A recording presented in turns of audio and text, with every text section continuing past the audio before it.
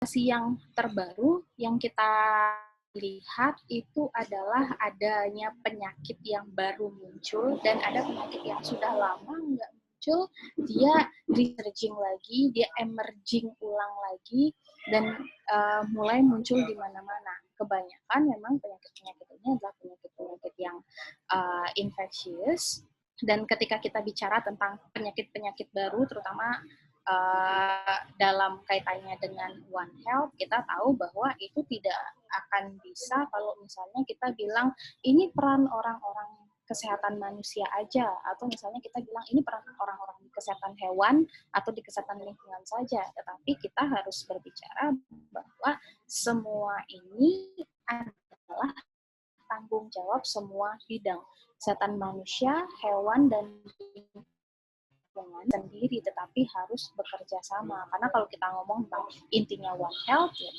kerjasama kan, kolaborasi, koordinasi. Itu yang sebenarnya harus ditekankan. Nah, kemudian tantangan kita juga dengan yang sudah seperti sekarang tambah banyak ya, kayak di sini ada munculnya Ebola virus, ada flu burung, kemudian global warming, krisis air, krisis pangan, dan segala macam. Dengan berbagai macam tantangan itu, saya langsung skip ya. Mungkin teman-teman bisa bisa sebenarnya secara singkat bisa menarik kesimpulan bahwa oke, ini adalah tanggung jawab semua. Kemudian tunggu sebentar.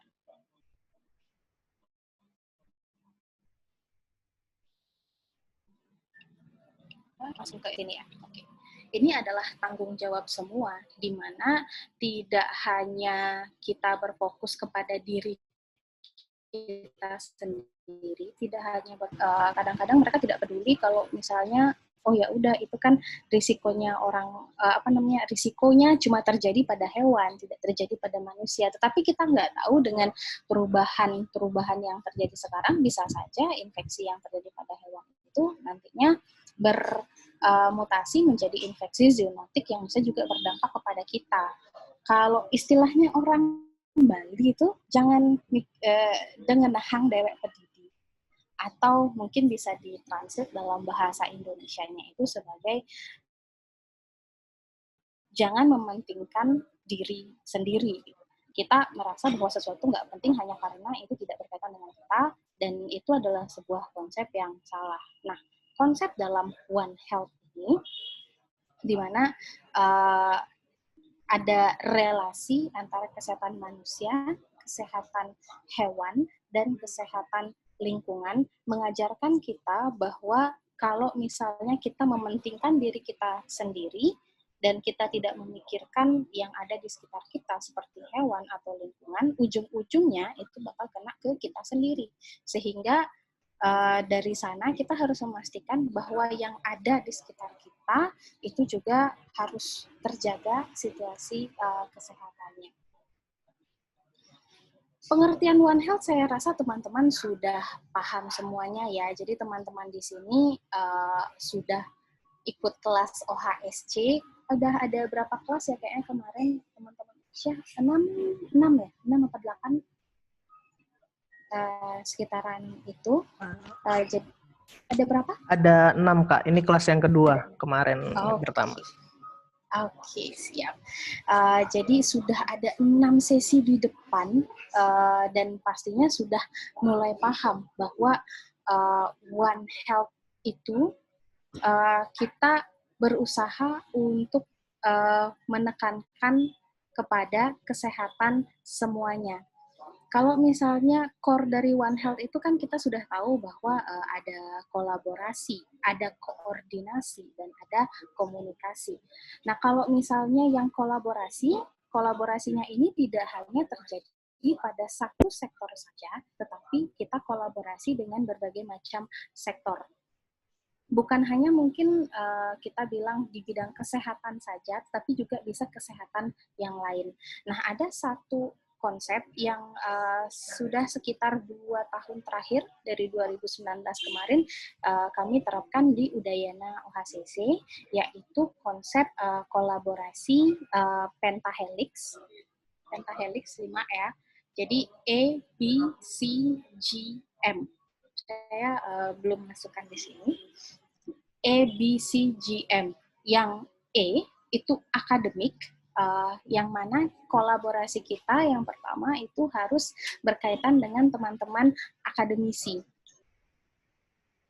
Karena mau sehebat apapun timnya, tetapi jika misalnya tidak ada dasar teori yang cukup kuat untuk mendasari kolaborasi tersebut, maka kayak apa ya, lack of base, kayak dasarnya nggak akan kuat gitu, sehingga kita harus melibatkan akademisi dalam kolaborasi.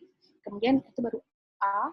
B itu adalah komponen bisnis, di mana bisnis ini yang dimaksud adalah orang-orang di bidang swasta biasanya, atau misalnya orang-orang yang merupakan pemilik modal. Tidak harus merupakan pemilik modal yang besar, tapi juga bisa pemilik-pemilik modal yang kecil yang bisa kita ajak bekerja sama. Kalau misalnya pemilik modal, seringkali orang berpikiran bahwa kita kerjasama dengan pemilik modal itu biasanya untuk dapat dana gitu, atau dukungan secara finansial.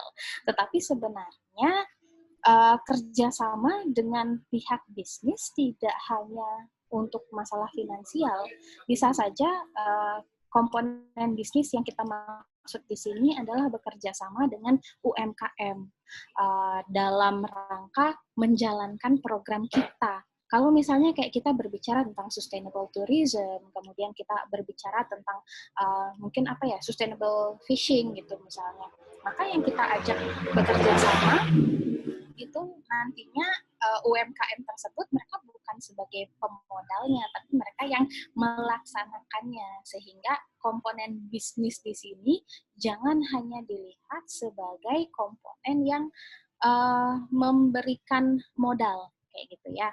Kemudian komponen yang berikutnya itu baru tadi A, B, C, gampang ya ingatnya. A, B, C, C-nya, C-nya, C-nya itu adalah community, di mana community ini biasanya adalah kelompok komunitas atau kelompok masyarakat yang menjadi sasaran dari kegiatan yang kita laksanakan. Tetapi meskipun kayak kita bilang bahwa ini kita melibatkan komunitas sebagai sasaran, meskipun kita melihat teman-teman komunitas itu sebagai sasaran, kita harus tahu juga bahwa komunitas itu perannya besar banget dalam kesuksesan sebuah kegiatan atau proyek-proyek One Health. Jika misalnya komunitas merasa memiliki program tersebut, maka dia akan bisa memastikan program tersebut sustain. Sedangkan jika misalnya komunitas merasa bahwa kita cuma datang bawa program dan kemudian komunitas tersebut atau masyarakat itu nanti cuma melaksanakan, sense of belonging terhadap proyek tersebut tidak akan besar, sehingga begitu selesai pelaksanaan proyeknya ya udah gitu, masyarakat akan lupa gitu. Sehingga dalam kaitannya dengan kolaborasi dengan komunitas itu yang penting, kolaborasi dengan komunitas atau kolaborasi dengan masyarakat, yang penting adalah kita mengikutkan masyarakat mulai dari proses perencanaan. Balik lagi, karena kita anggaplah kita kayak sebagai tamu ya, kita kayak baru datang, kita nggak tahu apa sih yang sebenarnya terjadi di komunitas tersebut, apa sih yang sebenarnya dirasa sebagai takutnya kita itu datang, kemudian ujuk-ujuk bawa program, dan ternyata itu tidak menyelesaikan masalah apapun di sana, seperti itu. Jadi kalau misalnya kita datang, jangan merasa lebih superior dalam tanda kutip, jangan merasa lebih superior dibanding dengan komunitas yang kita akan melaksanakan sebuah kegiatan.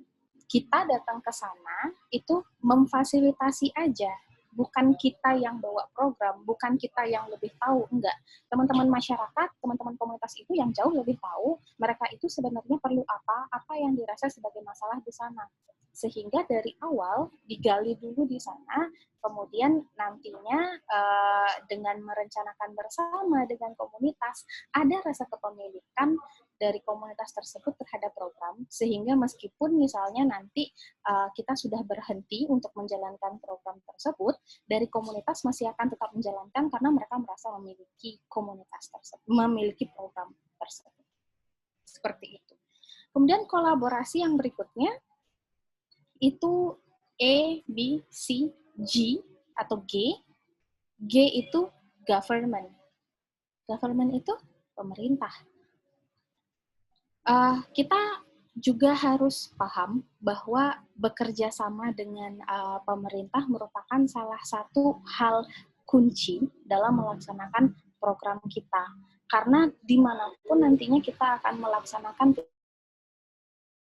kegiatan-kegiatan One Health, kegiatan-kegiatan Kesmas yang berkaitan, apalagi ini berkaitan dengan kesehatan masyarakat setempat ya, maka yang memiliki otoritas di sana itu adalah pemerintah di sana. Dan selain memiliki otoritas, juga memiliki kekuatan untuk nantinya bisa membuat kegiatan kita menjadi sebuah kebijakan atau policy. Oke, saya izin sebentar, saya mute sebentar ya, saya angkat telepon.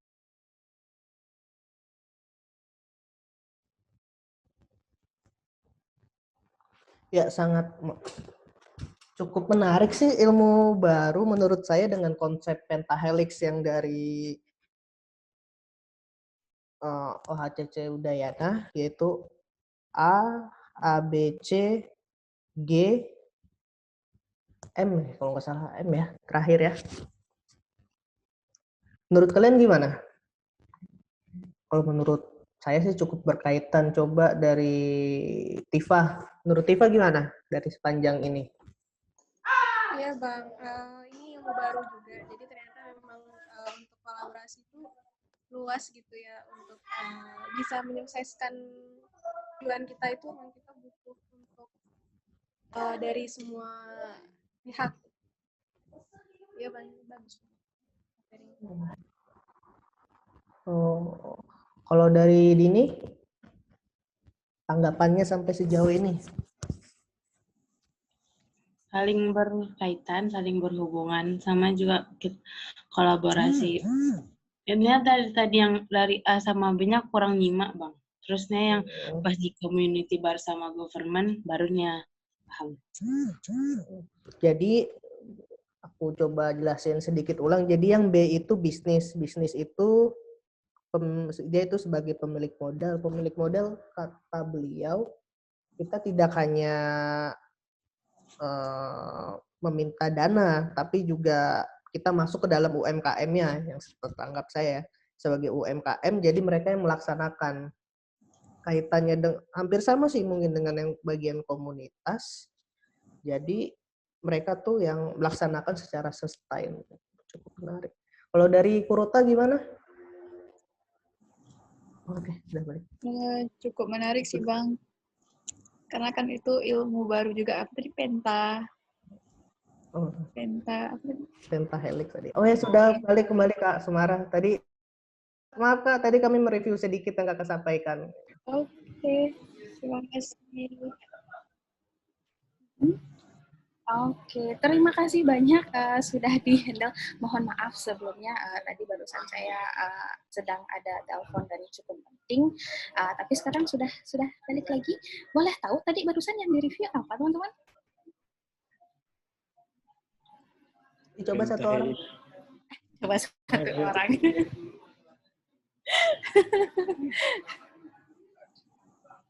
Ya, silahkan. Mungkin ada yang... Tifa, coba yang tadi apa Dini, apa Tata?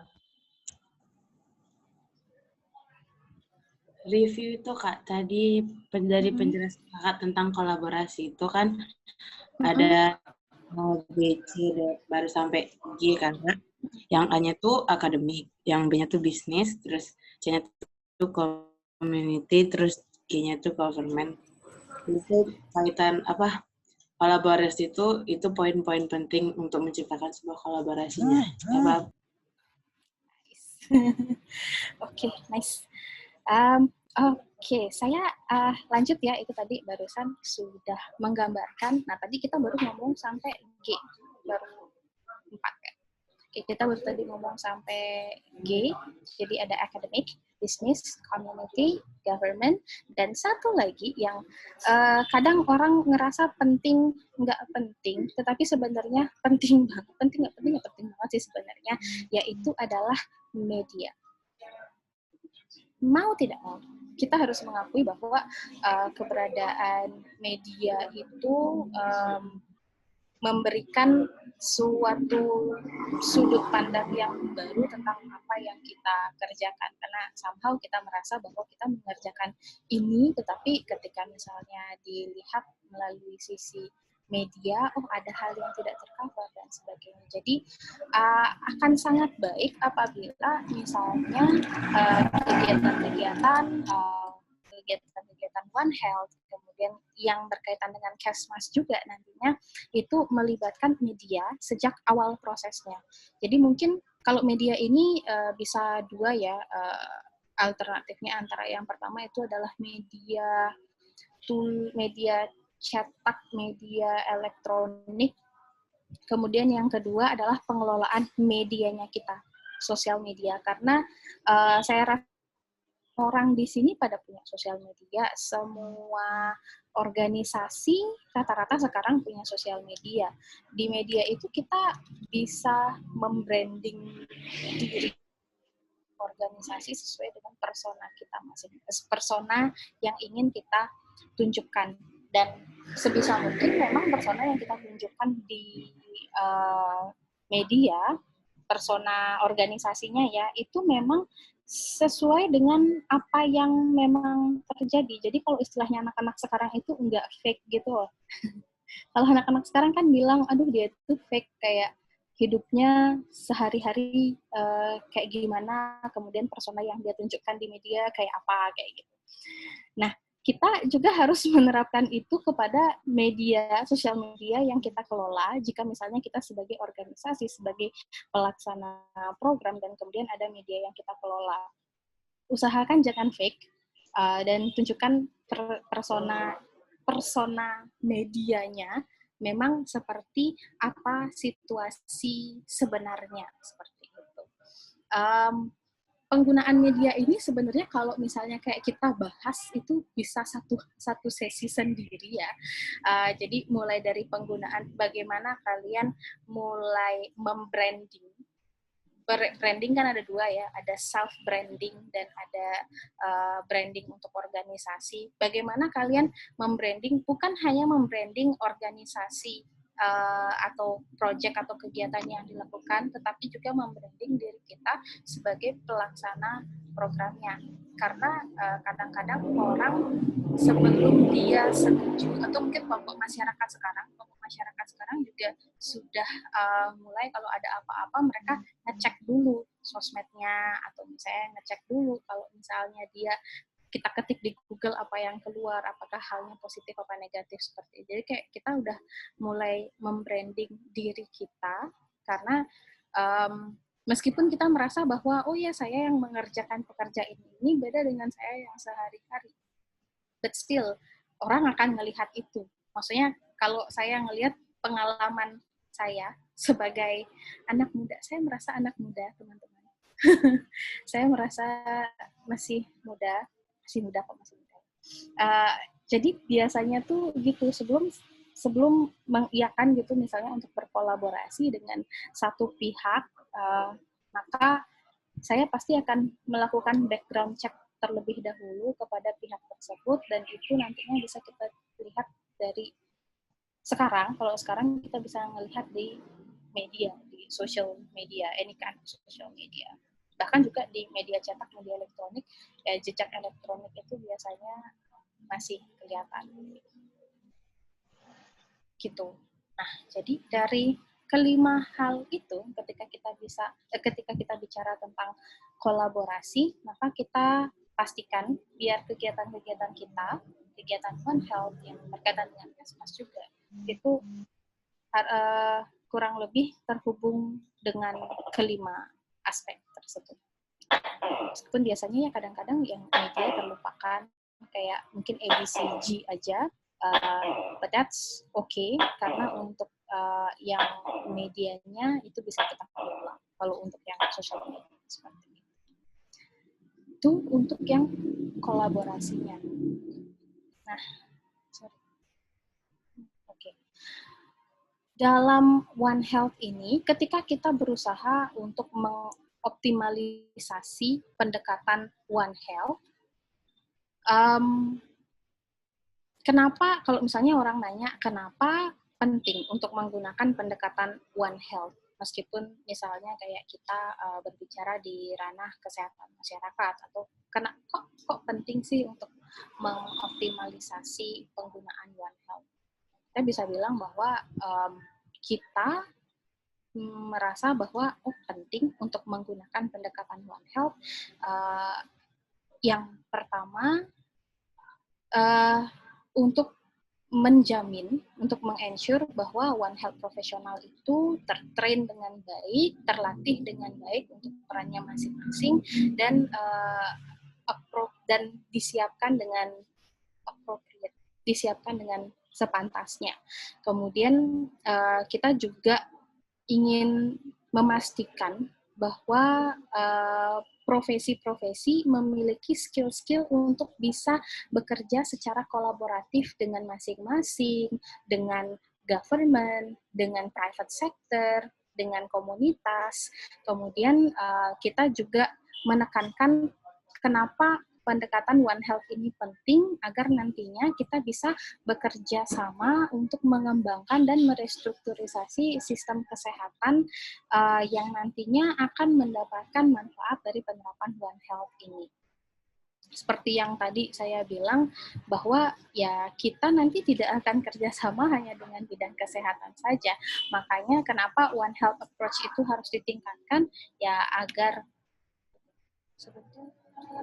nantinya bisa bekerja secara berkolaborasi secara baik itu dengan sesama, yang kalau sesama yang dimaksud di sini adalah sesama bidang kesehatan, mungkin bidang kesehatan manusia dan kesehatan hewan, atau misalnya kayak kita menempatkan diri kita ini sebagai akademisi seperti itu, kemudian bekerja dengan baik dengan pemerintah, komponen G tadi, kemudian bekerja dengan baik dengan private sector, sektor swasta, atau komponen B, komponen bisnis yang tadi, dan juga dengan komunitas. Kalau di sini masih menggunakan ABCG, jadi yang M itu sebenarnya tambahan, tapi saya rasa akan penting sekali dalam pelaksanaan pendekatan One Health, penggunaan pendekatan One Health untuk nanti di bidang kesehatan masyarakat.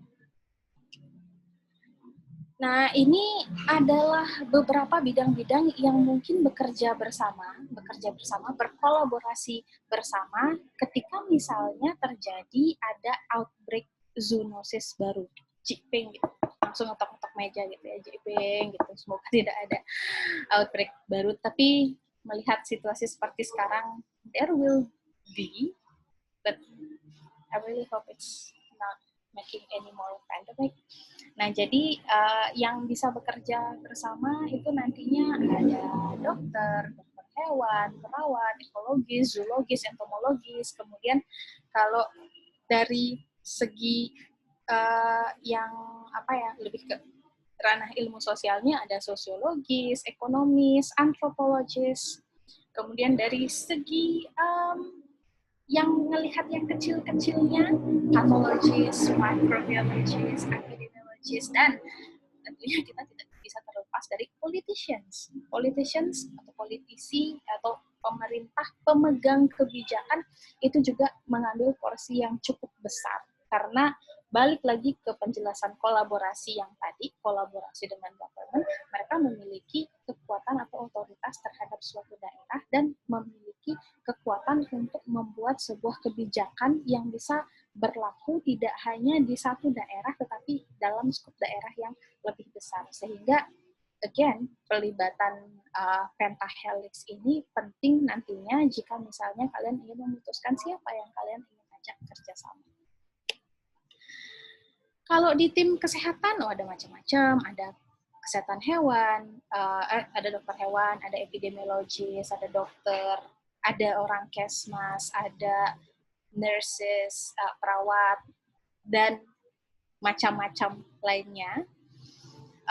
Kemudian kalau misalnya kita lihat hubungan interface-nya antara human, animal, environment, ini sih sebenarnya merupakan top-down filosofi yang menggunakan metode kuantitatif, multiple discipline, and applied knowledge to solve complicated problems. Jadi untuk permasalahan-permasalahan yang complicated yang tidak hanya melibatkan satu bagian saja, itu biasanya memang kita harus menerapkan pendekatan One Health. Untuk urusan kesmas ada banyak sekali sebenarnya hal-hal yang bisa diselesaikan atau bisa kita carikan solusinya dengan menggunakan pendekatan One Health. Kalau ngomongin kesmas, kita tidak hanya akan ngomongin dari segi manusianya atau si penyakitnya, tetapi kita akan melihat sosial determinannya seperti apa. Karena kita tahu bahwa suatu kejadian outbreak, suatu kejadian pandemi gitu misalnya, terjadi itu bukan hanya karena satu faktor, tapi pasti akan ada faktor-faktor lain yang di belakang yang mendukung kenapa hal ini bisa terjadi. Ambil contoh misalnya pandemi COVID-19. Apakah sebenarnya dari awal pandemi ini bisa dicegah? Bisa. Sebenarnya pandemi ini bisa dicegah. Bisa diselesaikan dengan cepat? Bisa. Tetapi untuk memastikan bahwa ini bisa terkonten sejak awal, untuk memastikan bahwa ini bisa dicegah penyebar luasannya, kita tidak hanya bisa mengandalkan satu pihak saja, tetapi harus semua pihak ikut mengambil peran di sana. Seperti itu. Nah, kalau misalnya terjadi pandemik lagi gimana? Amit-amit ya Bang Bayi gitu ya. Kalau misalnya kejadian atau ada outbreak, terus ternyata outbreak-nya itu adalah outbreak penyakit zoonosis, gimana? Maka apa sih yang harus dilakukan? How to deal with it? Kalau misalnya kita lihat, yang pertama itu yang harus dilakukan adalah identify dulu. Kita identifikasi sumber penularannya, agent atau penyebab penyakitnya, kemudian mode transmisinya seperti apa, dan kemudian apa saja hal-hal yang dianggap sebagai risiko untuk tertular penyakit tersebut. Kemudian setelah itu ada ramalkan, prediksi bagaimana manifestasi penyakitnya, apakah dia merupakan penyakit yang berpotensi untuk outbreak atau tidak. Kemudian hal-hal ini kita prediksi dengan pendekatan investigasi epidemiologi dan melakukan surveillance. Setelah kita selesai mengidentifikasi apa penyebabnya, sumbernya, bagaimana penularannya, apa saja yang meningkatkan risiko penyakit tersebut. Kemudian kita juga melihat bagaimana manifestasi penyakitnya, apakah dia berpotensi untuk outbreak atau tidak, maka kita baru lakukan tindakan pencegahan. Tindakan pencegahan yang bisa kita lakukan di sini adalah kita mencegah penularannya dengan cara apa? Biasanya dengan cara meminimalisasi kontak dan paparan terhadap hal-hal yang bisa meningkatkan risiko terhadap tertularnya penyakit tersebut. Dan yang terakhir, itu setelah kita mencegah, kita merespon. Merespon itu bagaimana kita merespon kalau misalnya memang dia sudah ada penyebaran, sudah yang tertular. Kita respon, kita memitigasi outbreak, kita mencegah agar jangan sampai outbreak ini menjadi lebih luas dengan cara bekerja secara kolaboratif lintas profesi, lintas sektor. Berarti ujung-ujungnya kemana? Ujung-ujungnya pakai pendekatan One Health lagi. Pendekatan One Health yang 3C. Collaboration, Communication, Coordination.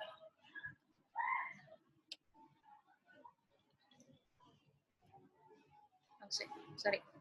Nah, ini ada mungkin kayak sebagai gambaran aja organisasi-organisasi dunia yang kita bekerja bersama-sama dalam di bidang One Health. Ada WHO, kemudian ada OIE, ada FAO, semua badan-badan dunia yang berkaitan dengan kesehatan manusia, hewan, dan lingkungan bekerja bersama-sama dalam melaksanakan pendekatan One Health. Nah, ini ada CORDS Network, nanti mungkin bisa teman-teman lihat setelah ini kalau misalnya kepo CORDS itu apa sih? CORDS merupakan Connecting Organization for Regional Disease Surveillance. Nanti teman-teman bisa cek di www.cordsnetwork.org. Nanti kalau yang kepo setelah ini mungkin bisa dicek. Nah, ini sedikit pengenalan mengenai Seohun. Seohun yang didirikan tahun 2011, yang mana Indohun merupakan salah satu bagian dari Seohun. Nanti ada Prof. Agus Wandono di sini dari Indohun yang nanti mungkin bisa berbagi cerita kepada kita tentang Indohun dan perjalanannya hingga sekarang. Oke. Nah, kalau di Indonesia sendiri, untuk Indohun ini kan sudah ada link yang menjadi kolaborasi, ini masih yang lama ya, masih 4. Jadi ada 5 OHCC, ada OHCC Udayana, kemudian ada UGM, Unair, teman-teman di Unsyah, dan kemudian ada yang di Uncen, dan masing-masing dari OHCC ini sendiri memiliki wilayahnya masing-masing. Nanti bisa tanya, ada Bang Awal di sini bisa sharing untuk OHCC di Unsyah seperti apa sih wilayahnya, sampai mana saja sih, dan skop kerjanya seperti apa. Nanti bisa tanya-tanya sama Bang Awal di sana ya. Kemudian, sorry, ini mungkin saya sambil perkenalan sedikit tentang budaya sih, sambil ya teman. Pada lebih kenal sedikit tentang Udayana OHCC. Kami di Udayana OHCC menerapkan beberapa program, yang mana programnya itu banyak yang kami kaitkan dengan budaya, karena masyarakat di Bali sendiri core-nya itu adalah masyarakat adat, dan penggabungan budaya dalam kegiatan-kegiatan OHCC itu biasanya akan jauh lebih membantu penyampaian informasi yang ingin kita sampaikan ke masyarakat. Nah, kalau dari teman-teman di Aceh sendiri, ada value-value yang hanya dimiliki oleh teman-teman di Aceh saja. Nah, mungkin nanti di sana value-value tersebut bisa teman-teman angkat dalam program, sehingga program tersebut terasa lebih nyaman untuk diterima oleh masyarakat, karena masyarakat akrab dengan value tersebut. Saya ambil contoh, ini salah satu program kami yang masih berjalan, yaitu komunitas Banjar One Health. Kalau untuk program komunitas Banjar One Health ini sendiri, sebenarnya awalnya kami buat tahun 2017, kemudian tahun 2019 kemarin berhasil mendapatkan grant dari Australia Grant Scheme. Nah, kalau ini kenapa akhirnya komunitas Banjar One Health ini bisa bertahan dari 2017 sampai sekarang? Karena kami melihat bahwa ada value di masyarakat di mana masyarakat itu akan lebih cenderung tertarik untuk bergabung dengan sesuatu, melihat sesuatu, apabila dia disampaikan dengan seni. Kalau orang Bali ya, jadi kayak banyak narinya, banyak nyanyinya, kemudian dan mereka juga akan lebih semangat apabila memang kegiatan tersebut dibuat oleh masyarakatnya sendiri. Jadi disinilah kami memanfaatkan Banjar. Banjar ini apa ya padanannya ya? Dusun. Jadi kami memanfaatkan dusun-dusun tradisional.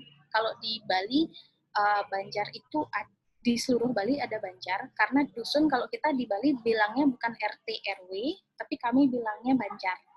Gitu. Banjar desa, Banjar adat, desa adat kayak gitu. Jadi di Banjar-Banjar tersebut kami melakukan pendekatan dengan kelompok pemudanya, dan nanti yang membuat ini bukan dari kami, tetapi dari kelompok pemudanya. Mereka yang merencanakan promosi kesehatannya mau seperti apa bentuknya, mereka yang merencanakan tariannya mau seperti apa, lagunya mau pakai apa. Jadi kayak ada sense of belonging di sana, ada rasa kepemilikan bahwa oh ini kami loh yang buat gitu. Jadi nanti kami di OHCC tinggal melihat kembali dari yang mereka buat, apakah materi-materi yang disampaikan sudah benar, apakah gerakan dan kostum tarinya sudah sesuai dengan aturan, apakah sopan dan sebagainya. Jadi nanti setelah itu yang akan mementaskan ya teman-teman dari Seketrune di Banjar tersebut. Jadi itu nantinya programnya akan jadi program yang dari, oleh, dan untuk masyarakat setempat. Sehingga kita balik lagi perannya adalah sebagai fasilitator biar programnya jalan. Kayak gitu. Yang melaksanakan siapa? Masyarakat. Yang nanti akan mendapatkan manfaatnya siapa? Masyarakat, balik lagi. Nah, mungkin contoh kecil ini bisa nanti teman-teman ketika teman-teman dari OHSC Unsyah mau ada bikin program, mau ada bikin project gitu, misalnya mau bikin kerjasama sama komunitas, misalnya mau bikin sama pesantren dan sebagainya, bisa highlight value apa yang akan membuat komunitas atau masyarakat kelompok yang akan kita sasar itu, value apa yang akan membuat mereka tertarik untuk bergabung. Jadi itu yang nanti akan bisa kita maksimalkan ketika kita akan bikin project seperti itu. Kemudian highlight juga masalah yang terjadi di sana apa.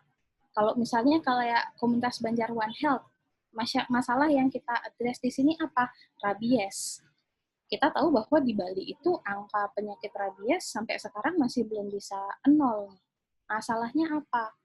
Apakah itu merupakan hal yang dekat dengan masyarakat? Karena ternyata setelah kita lihat di Bali, itu merupakan hal yang dekat. Karena rata-rata orang Bali di rumahnya ada anjing, atau misalnya di lingkungannya ada anjing liar, tetapi karena anjing liar itu sudah jadi kayak kayak keluarga, jadi kayak anjingnya datang ke rumah orang, kemudian makan di sana, pindah ke rumah orang lain lagi. Mungkin statusnya sama kayak kucing-kucing liar di Jakarta, yang dia sebenarnya nggak punya rumah, tapi dia masuk ke rumah manapun dia dikasih makan.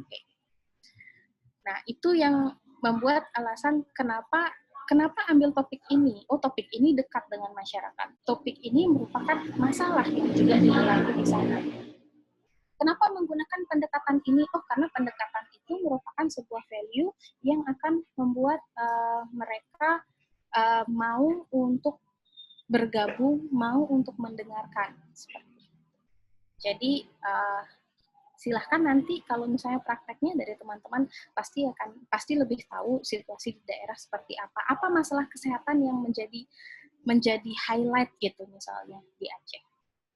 Kemudian apa value yang kira-kira bisa diimplementasikan untuk membuat program ini bisa lebih kuat dan berjalan dalam jangka waktu yang lebih panjang, atau kalau misalnya kayak kita bilang, apa yang bisa membuat ini sustain, seperti itu. kayak gitu. Nah, kemudian ini juga ada ngomong soal kawasan wisata, Bali, daerah pariwisata. Jadi, isu-isu yang diambil itu nggak harus isu yang kayak gede banget, tetapi isunya bisa yang kayak isu yang kecil-kecil, dekat dengan kita, tetapi kira-kira bisa kita bantu, bisa kita fasilitasi untuk pelaksanaannya. Oke, ini OHSC yang batch 1. Saya sih ngerasa yang batch 1-2 kemarin mereka hoki karena bisa dilakukan secara langsung, live, tatap muka. Kalau yang sekarang, semoga nanti kita ada kesempatan untuk bisa bertatap muka secara langsung, karena bakal seru banget kalau misalnya nanti kita bisa bertatap muka secara langsung untuk sharing materi. Oke. Oke. Back. Sorry. Oke, itu tadi materi dari saya. Terima kasih banyak teman-teman. Ini kayak entah teman-teman diem banget karena benar-benar menyaksikan atau bagaimana. Saya harap karena memang benar-benar menyimak ya. Oke, teman-teman ada berapa? Ini masih ada waktu ya? Masih bisa kah? Masih bisa, Kak, masih bisa. Masih, Kak. Masih. Lanjut kuis kita, Kak. Lanjut kuis. Udah semangat. Lanjut kuis kita. Oke. Tadi udah kelihatan kayaknya saya ngekliknya kelewatan, udah kelihatan. Ada soal, balik lagi. Oke, tapi sebelum kita ke soal yang barusan itu, sebentar, saya escape dulu. Saya udah stop sharing ya barusan ya. Tunggu sebentar. Next. Oke. Wow, udah ada yang jawab pertanyaan kedua ya. Silahkan diklik lagi link Mentimeternya. Ada pertanyaan kedua di sana. Siapa tahu kalian setelah mendengar ini terus mendengar, oh ya kita bisa kolaborasi sama pihak ini, kita bisa membuat program tentang ini, kita bisa membuat penelitian tentang ini. Teman-teman jadi kepikiran, oh iya bisa nih. Silakan dijawab dulu pertanyaan yang kedua.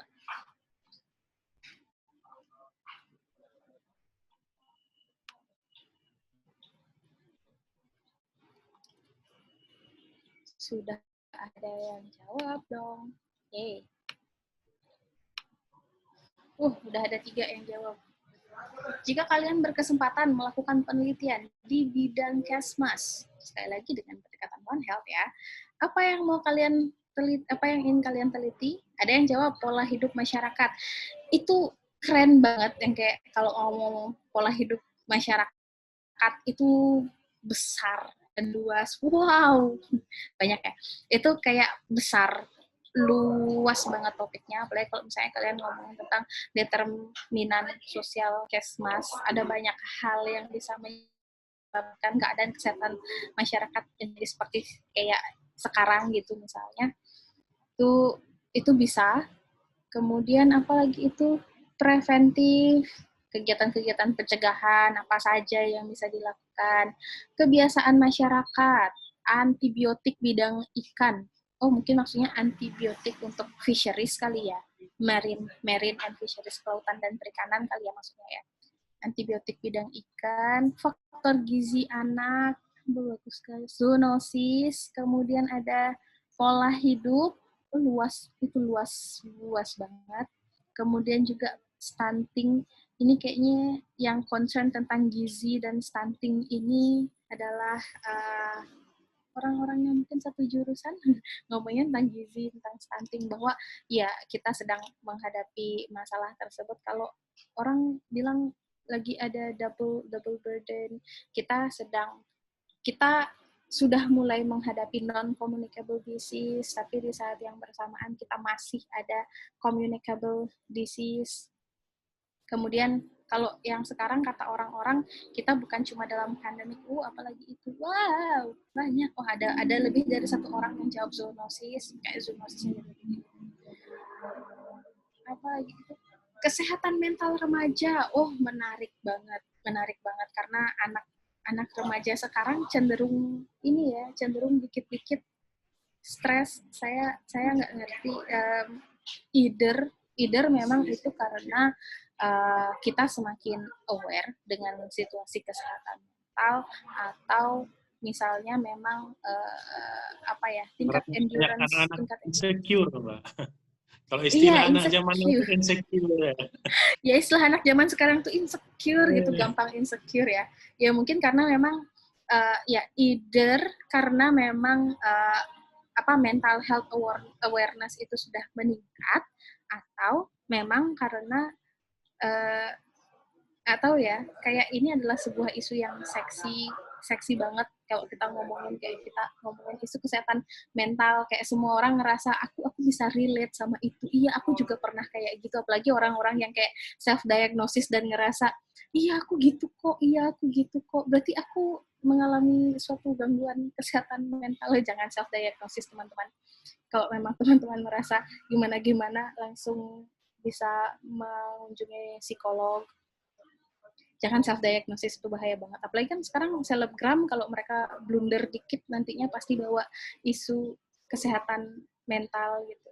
Maaf teman-teman, aku bipolar. No, itu bukan excuse untuk kamu melakukan seperti itu, tidak. Sekalian ngomong sama kalian juga, jangan menjadikan itu sebagai excuse kalian sih. That's a good thing, kesehatan mental remaja. Wah, ini ada banyak banget ya. Tapi oh ya, ada satu hal yang sebenarnya sedang kita alami, itu adalah tentang infodemic.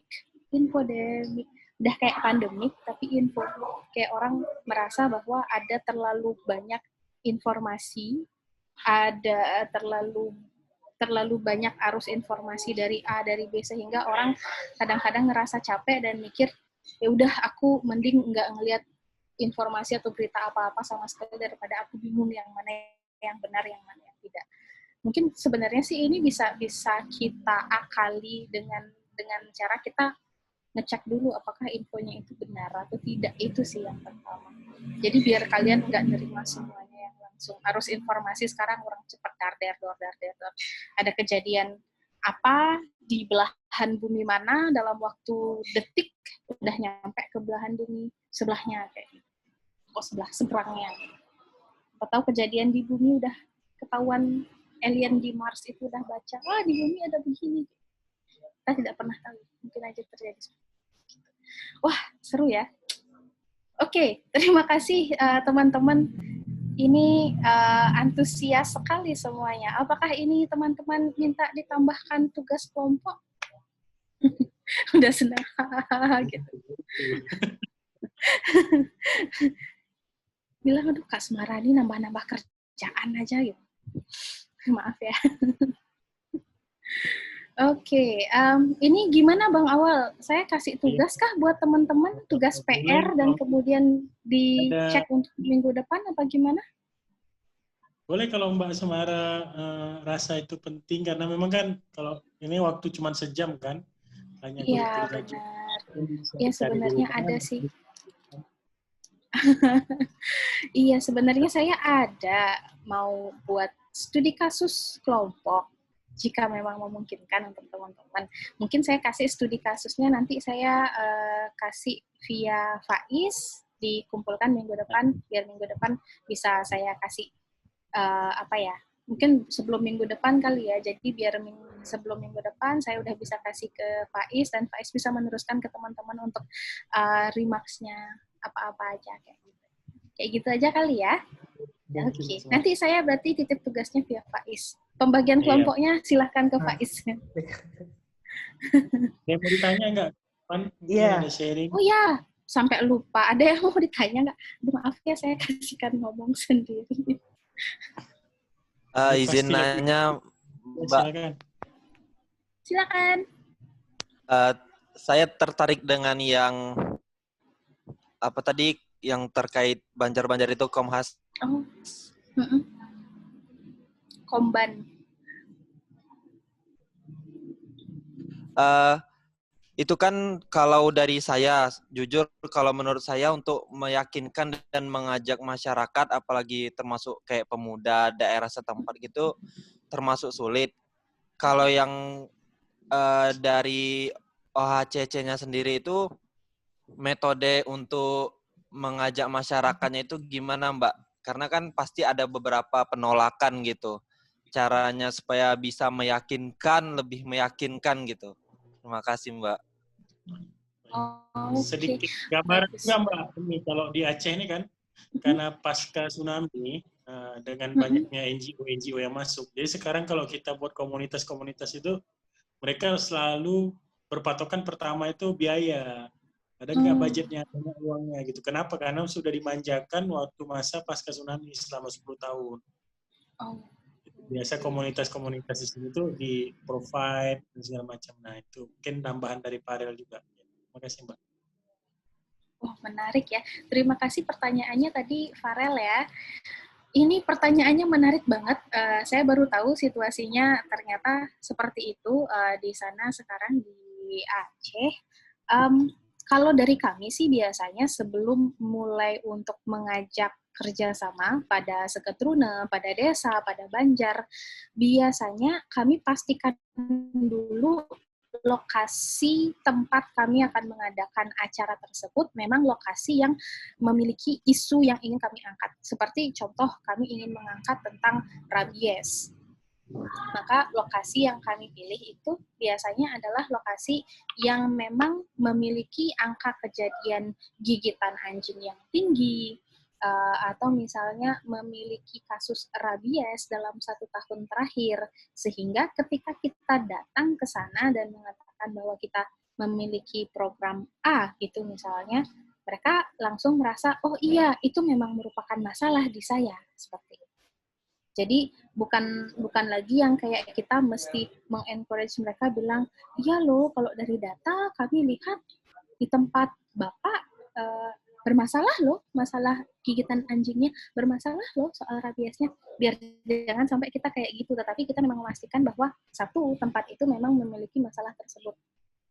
Jadi ketika kita datang, ketika kita bilang bahwa kita akan bikin program A, itu mereka memang merasa, oh iya, kami memang merasa perlu dengan program tersebut karena kami menghadapi masalah itu. Masalah itu memang real di sana. Itu satu. Kemudian yang kedua, kalau masalah biaya itu di Bali pun teman-teman itu pasti akan nanya biasanya. Seketrunenya itu bakal seketrune ataupun dari Banjarnya, dari kalian Banjar itu apa ya, kepala dusunnya itu pasti bakal nanya, ada biaya nggak yang dikasih ke kami? Pasti di sana nanti kita akan mulai nego-nego gitu biasanya. Oh kalau dari kami adanya segini Pak, mungkin tidak akan banyak, tidak akan bisa nge-cover semuanya, tapi kami kira-kira bisa nge-cover ini. Dan maksudnya karena program itu bukan kita bawa program untuk mereka, tetapi kita tawarkanlah program kerjasama. Sehingga baik si Banjarnya maupun kita sama-sama mendapatkan benefit untuk itu. Sehingga biasanya kalau dari yang kemarin-kemarin pengalaman, memang pasti kepala dusunnya biasanya pasti yang akan nanya, ada dana yang berapa? Berapa dana yang akan dikasih ke kami? Tetapi bilang lagi bahwa oh ya ini kan nanti program kerjasama, jadi nanti bakal bisa nego-nego di sana. Kalau nego-negonya pasti bisa di sana. Gitu sih kalau sepengalaman kami kemarin. Kemudian untuk ngajak anak muda, program kami banyak menyasar anak muda, by the way, untuk di Udayana OHCC. Memang agak susah kali ya. Anak muda itu istilah Balinya tuh meboye itu. Mereka itu kayak aduh gue punya hal yang lebih penting daripada ini guys, buat apa gue kayak begini kayak gitu mikirnya.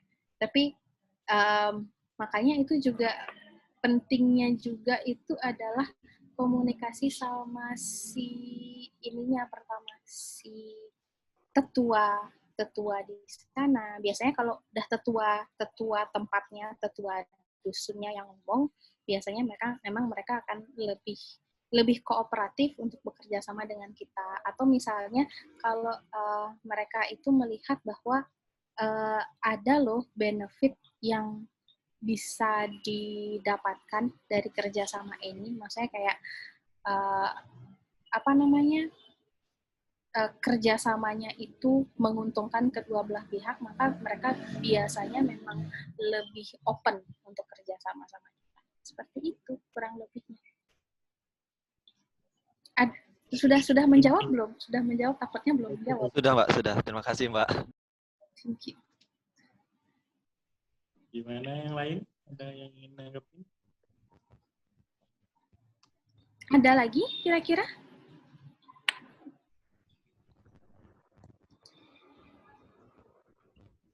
Nah itu tadi sedikit Mbak nanya juga terkait yang masalah anak muda tadi kan.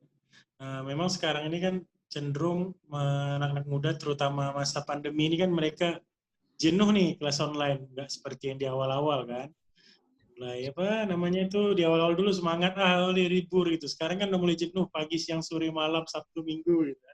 Bahkan kayak kita sekarang ini kan libur juga kan. Tapi teman-teman tetap semangat. Nah itu gimana itu mengenai apakah mempengaruhi kesehatan mental juga nggak Wow. dalam Kayaknya langsung kesehatan mental. Oke, terima kasih. Adik nih pada ngeluh gitu kan, aduh kuota, aduh nggak ada sinyal, aduh pagi, siang, sore, malam gitu. Kalau kita kan dosen kadang ngajarnya satu hari itu cuma 2 jam, 3 jam. Mereka tuh kadang kayak Mbak lari nih, sama juga saya juga dari pagi, sore, siang, malam.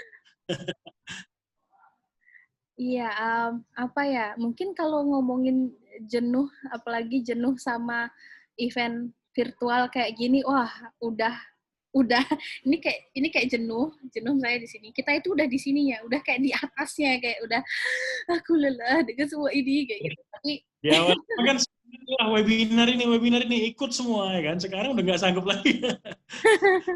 Iya benar. Apa sih istilahnya itu sudah fatigue, sudah jenuh, sudah lewat lah masa kita lagi euforia untuk webinarnya.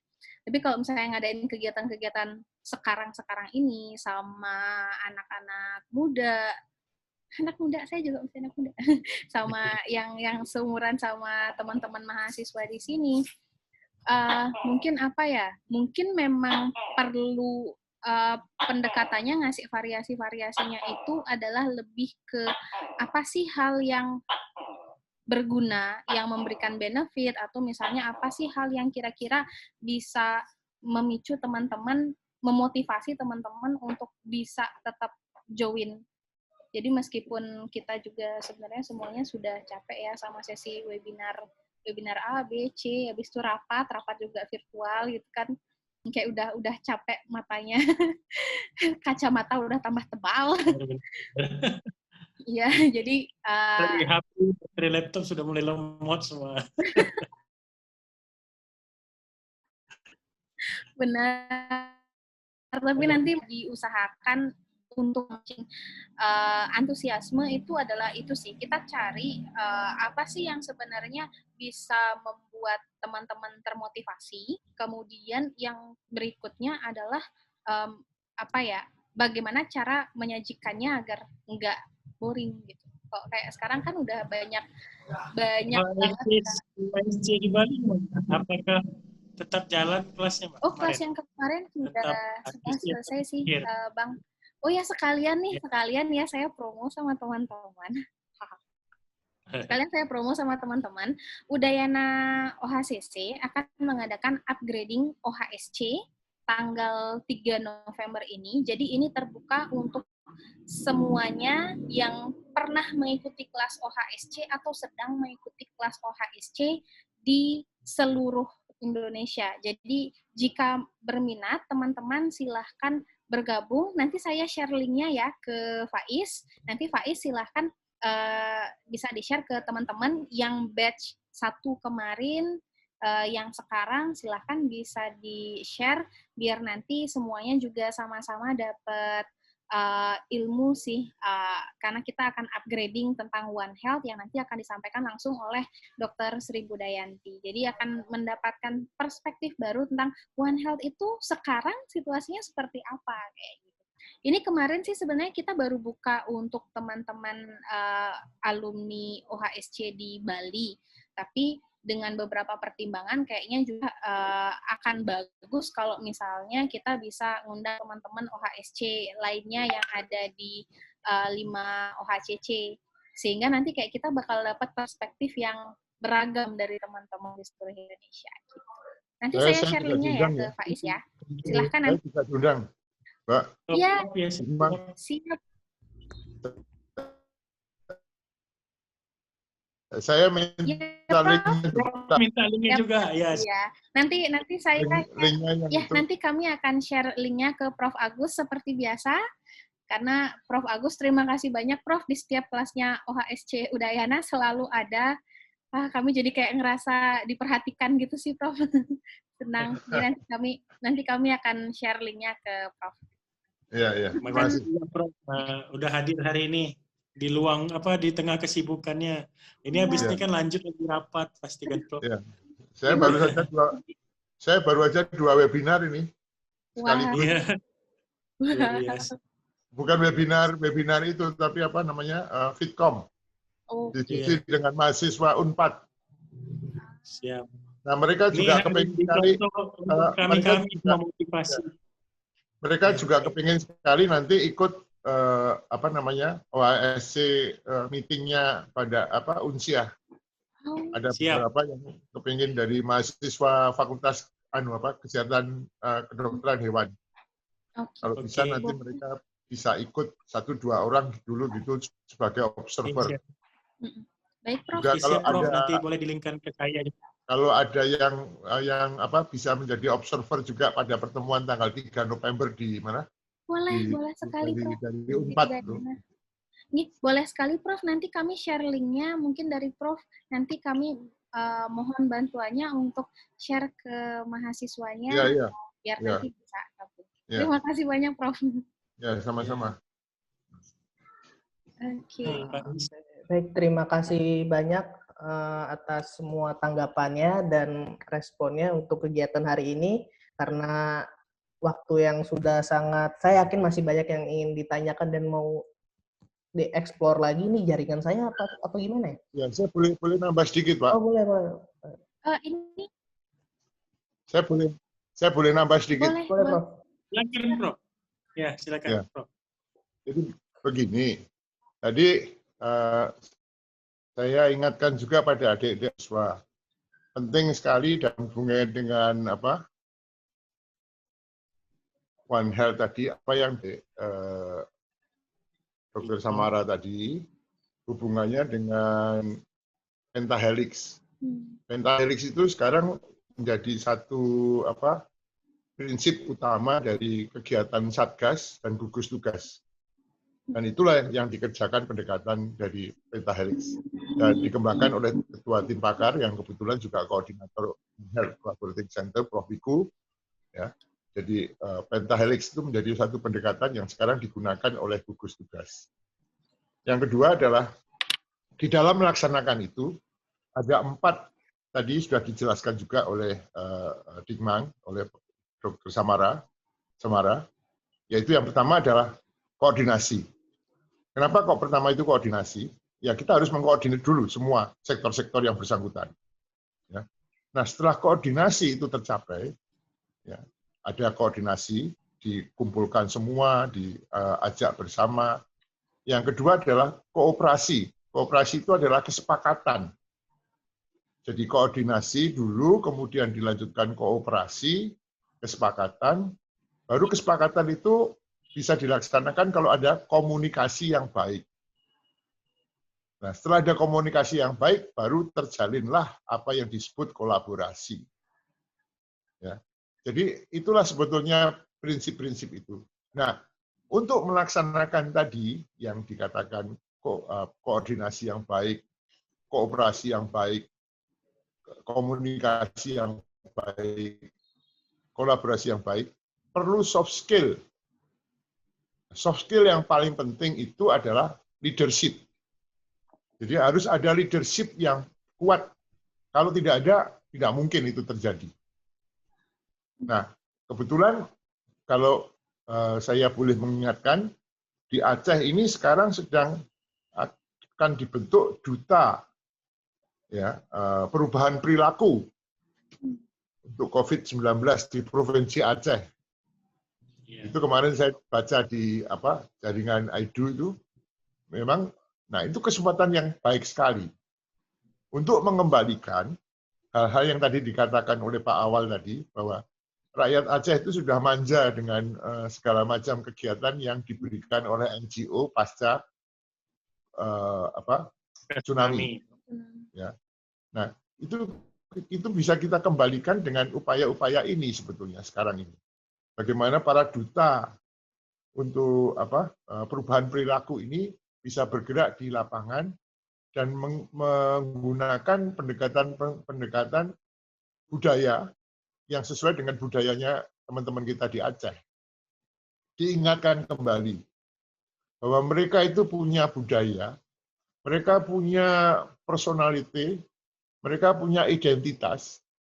Jadi jangan hanya ikut-ikut identitas dari NGO yang istilahnya itu sebagai semua pemberi dana dan segala macam. Tunjukkanlah ini kesempatan yang baik sekali sebetulnya untuk teman-teman kita di lapangan dalam hubungannya dengan itu tadi perubahan perilaku itu. Jadi saya pikir ini yang penting sekali untuk nanti adik-adik mahasiswa bisa ikut turun ke lapangan justru.